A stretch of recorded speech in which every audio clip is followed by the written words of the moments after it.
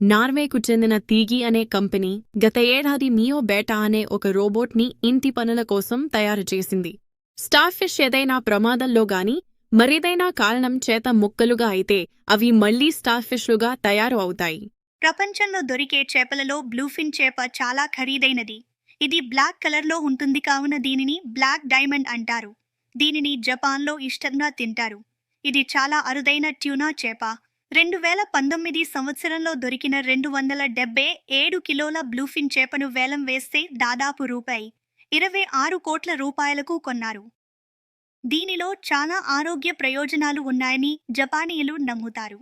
ఒక వ్యక్తి రోజుకు 6 గంటలు మొబైల్ చూస్తే డిప్రెషన్కి లోనవుతారు.